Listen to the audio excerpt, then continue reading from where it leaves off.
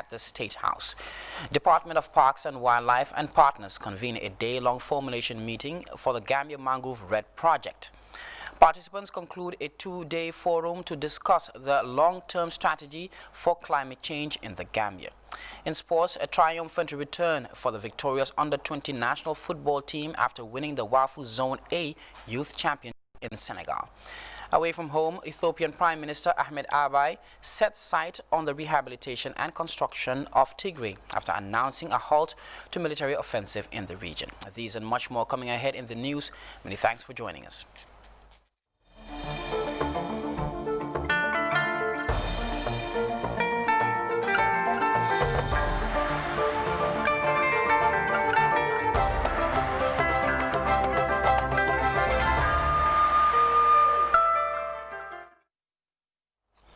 Many thanks for joining us. My name is Ibrahim Cham and this is the news in detail. We begin with the presidency. As the president, His Excellency Adama Barrow, Tuesday received in audience the president of the ECOWAS Commission, Jean-Claude Cassibrou, at the State House. The ECOWAS president is in the Gambia for talks with government officials and other stakeholders on the social, political and economic situation in the country. As we hear in this report by Mamadou Jallo, the ECOWAS chief praised the efforts of the Gambia government in normalizing the situation in the Gambia, particularly in the face of the challenges posed by the emergence of COVID-19 pandemic. Commission, His Excellency Jean-Claude Cassibrou was accompanied to State House by the Minister of Foreign Affairs, Dr. Mamadou Tangara, and the ECOWAS country representative, Baba Gelo. During talks with President Barrow, the ECOWAS chief was updated on the socio-economic and political situation in the Gambia, particularly the government's handling of the COVID-19 pandemic. We regularly have consultation on the various issues of common interest. So we took this opportunity to see a bit how the situation, for example, of the COVID-19, sanitary situation, and the impact on the economy. And we were very pleased to notice that with all the action taken by the government and the authorities, the sanitary situation of the COVID-19 has really improved. And we really commended the authorities for that, for the work that has been done. You know, we are following this situation at the regional level. The impact on the economy also, we have discussed that, and the government has been taking action to revive some of the sectors that have been impacted. Mr. Cassibrou revealed that the Commission is following with keen interest the ongoing reforms in the country, particularly the constitutional reform process, which seeks to usher in a new constitution leading to a third republic. We were informed about the recent evolution in the National Assembly, but also steps that have been taken by the authorities to really make sure that this process is ongoing.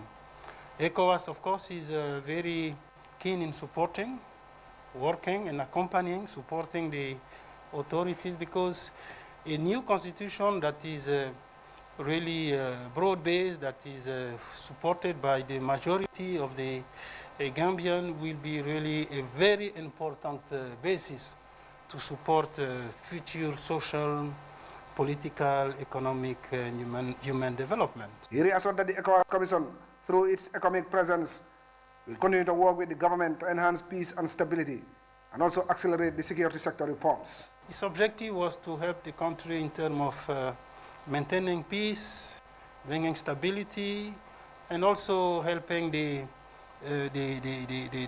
security reform system by training and support to the forces of the Gambian military forces.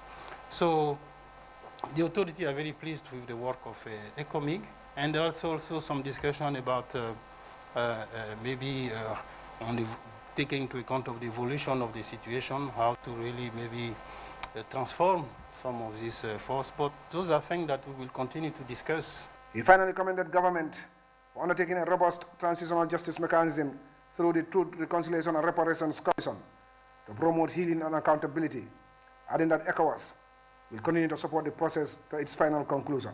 It's a very important, of course, process. It's a very complex process also. But ECOWAS is fully behind the authorities. You know, whatever can be done to ensure that this process continue We at ECOWAS, at the Commission, we will work with the authorities to really support this process. On the issue of the economic presence in the Gambia, the Commission President said that their mandate had been extended by West African leaders during their last summit in September, stressing that their pullout will be decided by ECOWAS leaders through a process that will involve consultations with all stakeholders. Mamadou Diallo, GRTS News. The Ministries of Environment and Finance and Economic Affairs, with support from the International Institute for Environment and Development, have organized a two-day validation forum on the long-term strategy for climate change in the Gambia. The synergy draws the participation of players from the private sector and government to develop an all-inclusive long-term strategy for the Gambia.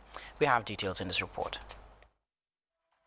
The Paris Agreement has set the benchmark for all member states to develop a national determined contribution in limiting carbon emissions and greenhouse gases to keep the world under a 1 degree Celsius pathway. In order to synchronize this with development policies, the Ministries of Tourism, Agriculture, Environment, Climate Change and Natural Resources, as well as the Finance and Economic Affairs, are collaborating with non-state actors to develop a long-term strategy on climate change in the Gambia that will be synchronized with the National Development Plan. The long-term strategy is very important because we have a lot of strategic documents already. We have our national adaptation plans, we have our strategic program on climate resilience, but this is supposed to come and bring all of them together and consolidate them so that they can be organized, and then we can avoid duplication and know that for each area this is what we want to do. And then we're also going to be looking at resource mobilization because of course it's a strategy, and then you need to be able to implement it. The Director of Planning at the Ministry of Finance, Alaji Fadera, said his ministry is also developing a long-term vision for the country, thus building a synergy for both documents. In the sense that the Ministry of Finance is trying to initiate the process of developing a long-term vision for the country, developing a long-term climate change strategy will really help inform and build synergies between the two documents, since climate change is a major development issue and we cannot afford to plan effectively for this country without mainstreaming climate change in our initiatives and in our activities. Dr. Ahmed Tijan Jallo is the consultant hired to guide the long-term strategy document, adding that the document will serve as a guide to poverty reduction, economic development, and growth without climate pollution. We are not just trying to reduce global greenhouse gases to mitigate climate change. It also offers a lot of new technologies, a lot of new growth opportunities for industries, new jobs that are not yet in place but that are beginning to emerge. So it's also an engine for economic growth and transformation for the societies everywhere. Gabriel Swabe is the focal point for IIED in the Gambia. She made her contribution virtually. Climate vision. It's an important opportunity to deliver on one of the international commitments from the Paris Agreement. And the Gambia has always been at the forefront as a strong climate leader internationally, way ahead of its counterparts. And for that reason, many congratulations and looking forward to a very successful and productive workshop. Non-state actors are highly opinionated in the long-term strategy in order to hold the government to task as an organization that is engaged in grassroots sensitization initiatives. Officials believe that both the long-term strategy document and the long-term development plan will help address how carbon development and mitigation based on the Gambia's electoral cycle, targeting a time frame of 2046 for its achievement. Reporting for GRTS News, I'm by Ibrahim Cham. The Department of Parks and Wildlife of the Ministry of Environment and partners on Tuesday convened a day-long formulation meeting for the Gambia Mangrove Red Project in Kololi. The project conservation of the mangrove ecosystem will have a 30-year implementation lifespan of 2020 to 2050 that aims to contribute to the achievement of the intended nationally determined contribution of the Gambia in addressing climate change issues. Usman Mane has the story on that. 50,000 hectares, serving as a life support to Gambians. Despite its importance not limited to provision of firewood, fencing poles, non-timber forest products, and support to aquatic life, mangroves decreased drastically within the past years due to anthropogenic activities, with drought, loss in biodiversity, food insecurity, and global warming. We realize because there are a lot of road development that does not take into account the conservation of wetlands, creating barrier and hypersalinity, which eventually lead to mangrove mortality, and also agricultural expansion, making dikes, and that also contribute to hypersalinity, that also lead to mangrove dieback. For Bintambolong, there was a road developed in Senegal that was more like a dam that stopped the movement of the water, and eventually also there was hypersalinity and so much mangrove dieback. It is against this backdrop that actors in the environment met to formulate the conservation of the mangrove ecosystem in the Gambia through the RED+ mechanism. Speaking at the event, members from the civil society organization Lamin Jobate and Sekou Janko underscored the urgent need for partners to synergize activities in combating deforestation as well as climate change. A senior officer at the Department of Parks and Wildlife, Kausu Jamme, who also serves as the national focal person, Bond Challenge, said the project could reduce 2 million of carbon through avoided deforestation and land degradation. He went on to dilate on the carbon credit element of the conservation. Carbon credit is like areas of mangrove that are restored. We must have a system that conserves them and nobody will touch them for the next 30 years. After 10 years of implementation, we will begin to get reward for the planting we have done. And also protected areas that are within the mangrove landscape, from Kudang right down here. Department of Parks will put them into a preservation system. At 5 years, we will bring verifiers to look at how much carbon we are able to manage, we are able to maintain, and we will be paid for it. So we expect that Forestry Department may have to give us 10 protected areas that we will restore, fence, manage, and nobody will touch it. So people in those communities, we must find an alternative for them.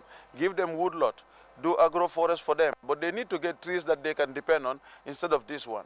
And wildlife for them is a conservation initiative. Mangrove destruction in the Gambia is at a rate of 3.7%, according to officials, and livelihoods activities are key determinant. Dr. Godin Ajonina highlighted some of the project components. The first component will be the conservation. It will look at where mangroves need to be conserved and where they are not conserved, how are we going to replant them so that the communities. The second component is livelihood, and the third, capacity building. Fourth, landscape restoration, and the fifth is project management. The Gambia have a sizable amount of mangroves distributed along River Gambia, and with the approval of this project, it will help achieve the Bond Challenge commitment of conserving 400,000 hectares of protected land. Usman Mane, GRTS. And to this press release, the Fisheries Department, on behalf of the Honorable Minister of Fisheries and Water Resources, hereby informs all fisher folks that temporary closure on night fishing along the Atlantic coast by artisanal fishermen, which was declared on the 1st of August 2020, has been lifted, with effect from Monday, 30th November 2020. Therefore, all fishermen operating along the Atlantic coast could resume night fishing as usual. However, all are advised to comply with all regulations governing artisanal fisheries and to follow all guidelines in the prevention and spread of COVID-19. The Honourable Minister further wished to express gratitude to all complying with the 4 months closure of night fishing, which was purely for a fish stocks conservation measure. The cooperation of all is highly solicited. The release concludes. Medical Research Council, in partnership with the Ministry of Health, has launched an intervention on prevention and care for COVID-19 patients in the Gambia. Brikama District Hospital was the first port of call, where officials informed members of the community on the expectations of the initiative. Senabu Jain files in this report. Medical consultation engages the Medical Research Council and community of Bidkama at the district hospital for updates on a new drug research trial being conducted by the MRC. The community outreach is themed on interventions for prevention and care of COVID-19 and their household contacts. Lamin Sanyang, the officer in charge of the hospital, outlined the day's significance for medical development and community intervention. This is going to be the fourth research project that MRC is at least carrying out in Brikama District Hospital, and then the relationship have been very cordial.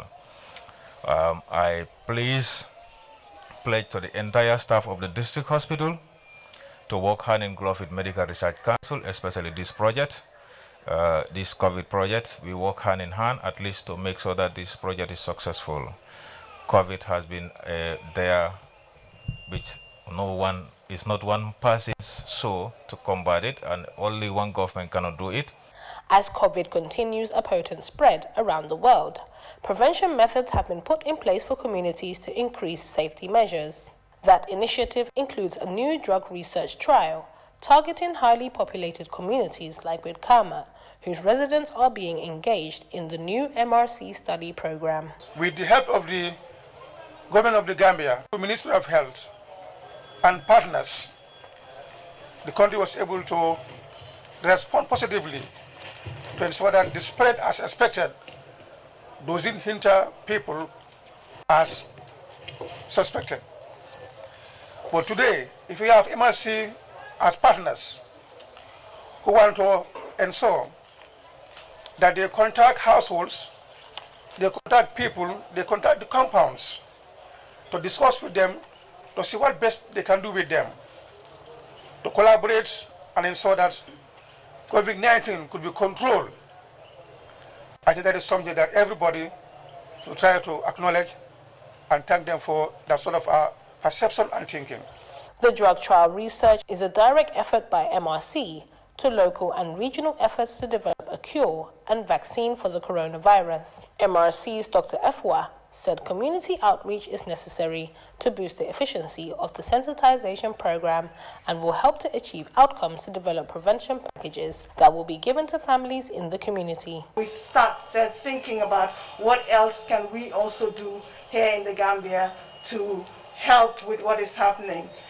We thought of a drug trial, and as I speak now, I talk about the low-dose steroid, which is treatment that is going out, but also there's a lot of work that is being done with vaccines globally to try and see how we can prevent the coronavirus. So locally here, we thought of a drug trial, and knowing our setting in this low and middle income country, we thought that we would need to use drugs that are accessible, drugs that can easily be rolled out to see how best they can help with this disease, this pandemic that we are faced with. COVID-19 is here to stay and has changed our lives forever, said Dr. Anna Roca, infectious and disease epidemiologist for MRC. The MRC is a research institution and needs to prepare ourselves and the country for the future if there are again sudden increase of cases.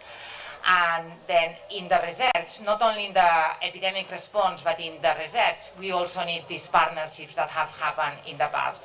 So we need MRC to have the partnership with the government, and this is an example of this research partner with the government, partner with other. Dr. Mariama Drame underscored the importance of the partnership between MRC and the Gambia government. We are confident that this study will yield remarkable results in our battle to fight the coronavirus and widen our knowledge on the epidemiology and management of the virus. Viable preventive measures are urgently needed alongside drug trials to expand community safety from the global pandemic, which continues a raging scourge around the world amid a second wave that has put Europe and the US in fresh lockdown. Sainabu Jang for GRTS News. Gender Committee of the Security Sector Reform, which had received advanced training in gender and security, recently embarked on a caravan in the Lower River region to create awareness on the security sector reform processes. Famara Baji reports. Effective security sector reform calls for inclusion and the protection of collective rights, which include gender security, highlighting efforts to empower and enhance women's rights. The advocacy caravan funded by UNDP aims to support this and create more understanding on gender security and women's rights. The venture is headed by Molai Koli from the Office of the National Security, who is leading a two-day caravan within the Lower River region and North Bank region. The team began their engagements at the governor's office in Mansakonko, where the LRR Deputy Governor warmly welcomed the caravan. At the level of governors, it's very important because you are going to be the implementers of this reform process together with other stakeholders. That's why we deem it necessary to come over so that this can be a holistic approach where everybody is involved. LRR Deputy Governor Keba Dabo emphasized the importance of gender security, similar engagements with security personnel, who were ought to be supportive to the reform process to realize sustainable development aspirations. The caravan proceeded to the Misira at the Senoba border, where they engaged with security officers and community elders on the strengthening of gender-responsive measures to tackle gender-based violence within communities, workplaces, and other public spaces. They further urged members of the security and the community to report matters of gender-based violence to relevant authorities. Residents also took time to raise their concerns and make recommendations for more inclusion and preservation of rights. The protocols, led by Lieutenant Colonel Mai Ture of the Gambia Armed Forces.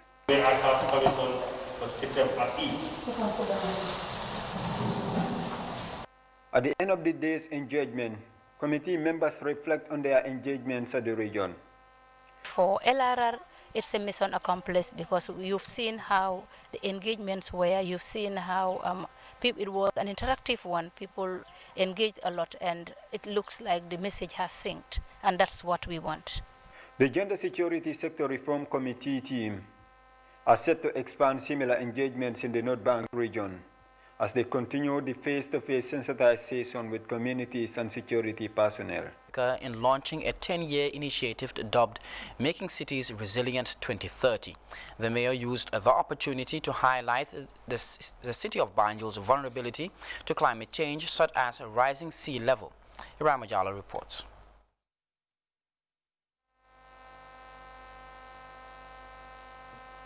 This is a decade-long agenda set to make cities resilient by 2030.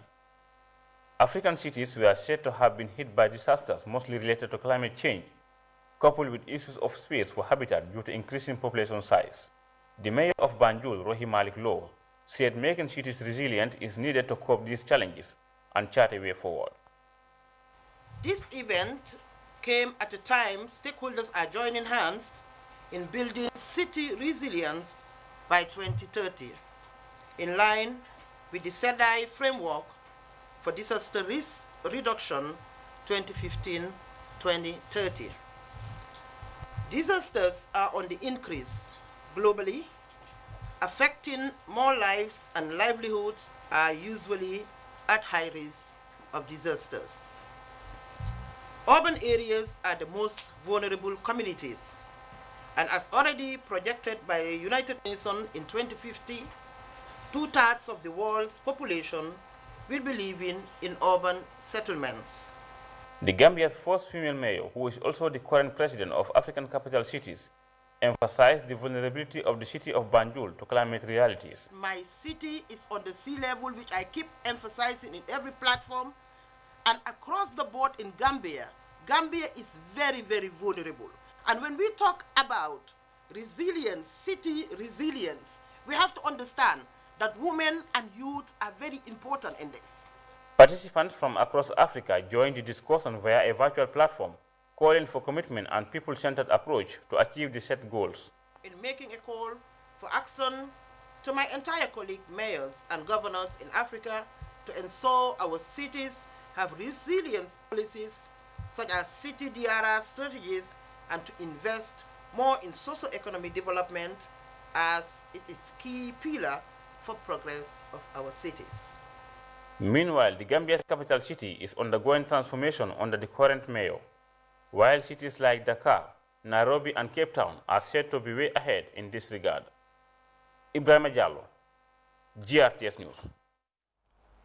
After what has been years of struggle for the Central River Region settlement of Firtufula to access clean drinking water, the village is now rejoicing as a new borehole has been dug and ready for use. This development came following a previous GRTS news report on the settlement concerning access to safe drinking water. Isa Tuketa returned to the settlement, and she tells us about this new life-changing development for the people of this tiny settlement. It is all excitement after several years, when the only source of water supply for this community is one from this well, whose access was always a problem. A tax aided by a donkey which helps to draw water from the well. Like other communities, the people of Fitufula struggle to access clean water. Theirs is getting one to satisfy daily needs. Fitufula in the Central River region nestles in settlements across the Laminkota-Pasamas Road. The livelihood of people here depend largely on farming and animal rearing. A new lease of life 3 years after, when a story was done on the struggles of this community. Maktoum Foundation dug a borehole which consists of 4 taps and a drinking place for the cattle. The foundation, set up in the 90s, present in over 70 countries across all continents, with focus on humanitarian efforts, supporting countries in the areas of education, health, water, and a host of others. One day, I watching the TV, and I saw Madame Aisha Keta. She reporting about this village and the suffering of the people here about searching water. She talked with the Alcalo, and she explained how the people here suffering to get water. So I thought I should do something to support this community. The community returned gratitude to their benefactors for a development that was never thought, as the unclean drinking water was already a part of their daily lives. Aside from the lack of water, the community is also grappling with other issues, such as proper school for the children and a praying ground. Like Fitu, most of the communities around the area in this part of the country have problems in accessing water. Some travel to neighboring villages to access clean drinking water. The launch of the newly constructed borehole was an opportunity used by many of the alcalos around the area to seek support so as to get a similar access like Fitufula, a community that has now become example to other villages in the area. As an organization with focus on relief work, its director assured them of Maktoum's resolve to address the plight of these communities as soon as possible, thus finding a definitive solution to some of these issues. Now we start with this small borehole, but I promise, inshallah, we will increase it and add some machine again and make another tower and with big tank. Now this solar machine to improve the water more. Inshallah, we will bring electric machine with a big generator, with another generator, so the water supply will be cover all the area, inshallah ta'ala. And about the mosque, inshallah, also we promise to support the mosque. Having the facility in place is one thing, but sustainability another. The Alcalo and some of the community promised to take ownership to ensure a longer lifespan of the borehole. For GRTS News, this is Aissatou Keita. Well, there you have it, the essence of journalism right there by Aissatou Keita. Moving on, the National Council for Civic Education has concluded a day-long civic dialogue with local and traditional authorities on women and youth participation in decision-making and peace building. Yusuf Bojang reports. At the governor's office in Brikama was organized on the theme Advancing Women and Youth Participation in Decision-Making and Peace Building. The program brought together district chiefs, alkalolu, councillors, women and youth leaders. The governor of West Coast Region, Lamin Sane, said the dialogue is instrumental in breaking the barriers that affect women and youth participation in decision-making and peace-building initiatives. Let us dialogue. Let's come together and know what's the problem, and we start to strategize to see how best we can solve those problems. It needs everybody's intervention, especially the young ones. We need a Gambia where people at least will see eye to eye. People will embrace one another as one family. If we don't do that, we have problems, we have issues. The NCCE chairman, Al-Haji Serin Fai, said the NCCE attaches great significance to the participation of youths and women in governance processes. We all know young people, and especially women, they are often sidelined and largely seen as passive victims and are left in the backburners when it comes to making a decision. And that affects society. So this approach is not only short-sighted, but it also ignores the diverse and complex role and experience of young people and women in crisis-affected areas. According to him, no meaningful development and sustainable peace and democratic maturity can be attained if women and young people are left behind. The acting executive director of the National Youth Council, Alhaji Jaju, said women and youth's participation in political leadership is in line with the constitution of the country that guaranteed the basic human rights for women and men, including young people. He stressed the need for youth and women's participation across peace-building processes. It's quite important that we continue some of these discussions in terms of some intergenerational dialogues between the elderly and our young people, and of course the women, just to find ways and means of encouraging our young people and women, to be part and parcel of decision-making processes, but of course, in the sustenance of peace and democracy in this country. The chief of Combo North, Mamadou Bojan, noted that for the realization of peace and stability, women and young people should take up their rightful positions in governance, while stressing the need for young people to be law-abiding for the development of the country.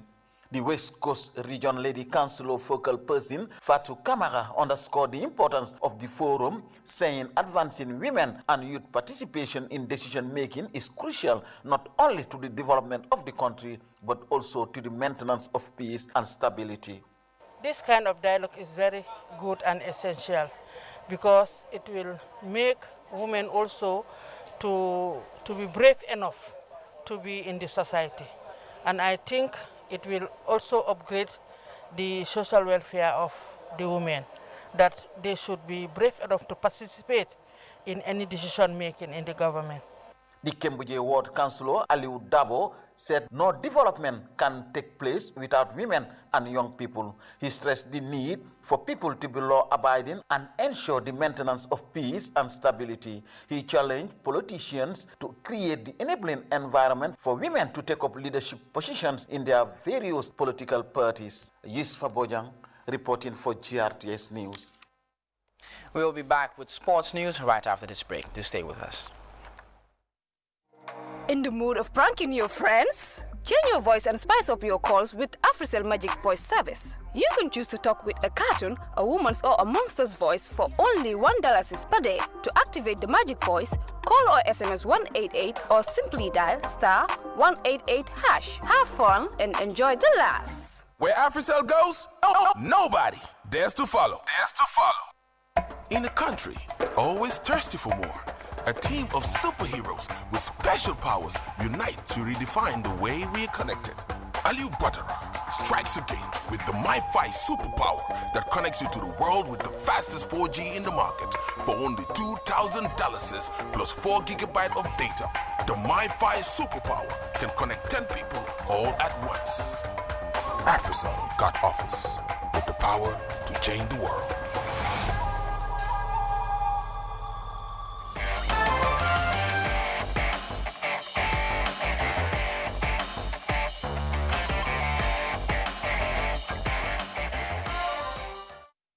They are back and back with a bang. The victorious under-20 national team players and officials are back in the country after winning the WAFU Zone A under-20 championship in Senegal.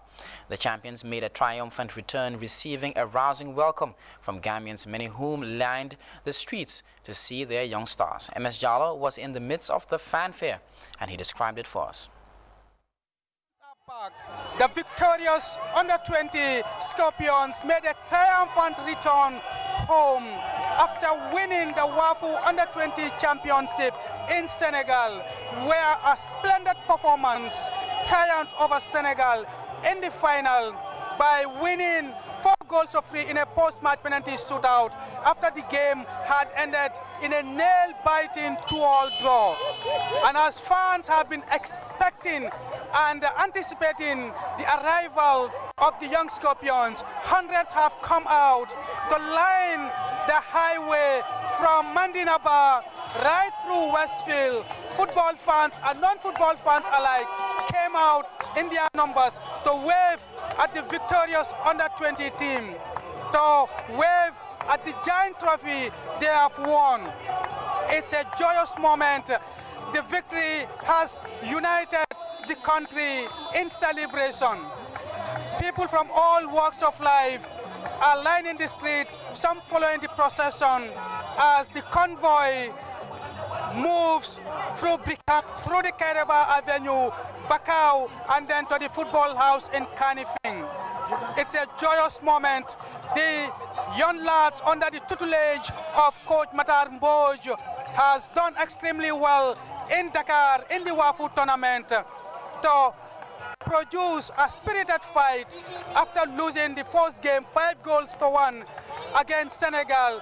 The young Scorpions regrouped, they fought back, won against Sierra Leone, qualified for the semi-finals, beat Guinea-Conakry, and set up a rematch with Senegal in a pulsating Senegambian derby. And after a thrilling 2-all draw in 90 minutes, the game went into extra time. And despite the young Scorpions being reduced to 10 men, the Scorpions held on to take the game into penalty shootout. They controlled their nerves to win the post-match penalty shootout by 4-3 and clinch the Wafu Trophy, this giant trophy that you are seeing here. And in doing so, they qualified for the CAF Under-20 Championship to be held in Mauritania in 2021. And it's the win returns the Gambia to continental youth football. And football fans 20 team who have brought joy, who have brought renewed optimism by winning the sub-regional championship.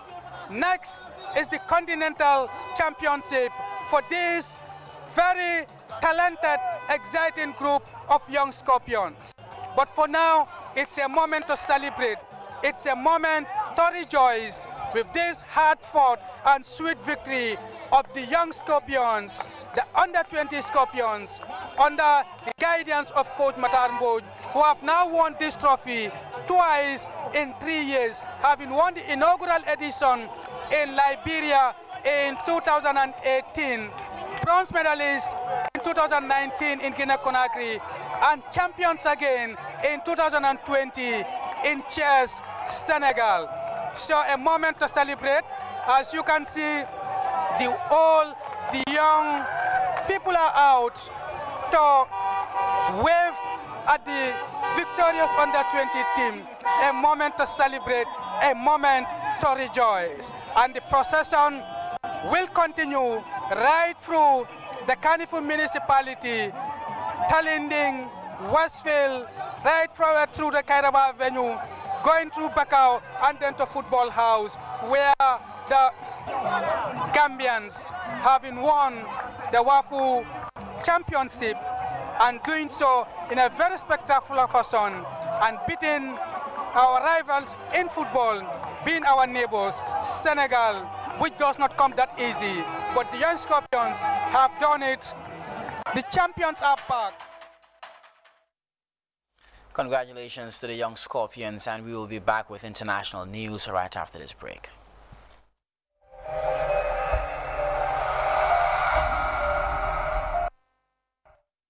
We begin in Ethiopia, where Prime Minister Ahmed Abiy has said that the rehabilitation and construction of Tigray is the next step. The Prime Minister announced the end of a military offensive in the northern region against a local political faction. Addressing Parliament on Monday, Abiy said the task of bringing culprits to justice is now on. Here's CGTN's Gurum Chala with more. And days after the fall of the latest stronghold of TPLF, Mekelle City, Prime Minister Abiy Ahmed told MPs the next job focuses on rehabilitating the affected citizens, returning refugees back to their homes, and reconstructing the war-ravaged infrastructure of the region. Our next job is reconstructing the Tigray region. The people of Tigray have passed through a lot of hardships before, and the region survives on relief. We have a little over 30,000 refugees in Sudan, according to reports. And as you know, we have seen the return of millions of IDPs back to their homes. Therefore, this will be an easy job for us to do. We will finish the rehabilitation work within a week. The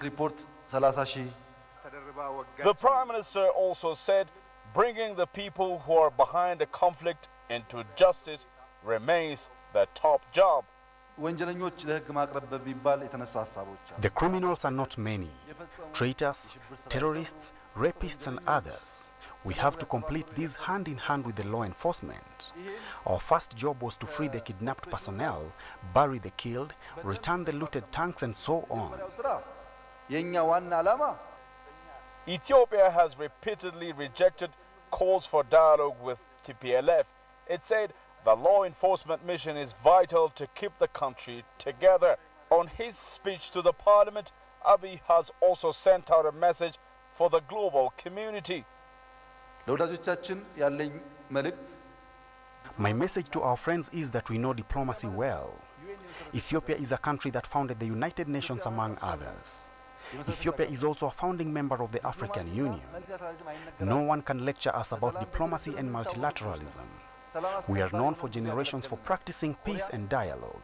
We have served the world with peacekeeping missions in Korea and many other African states, just to mention a few.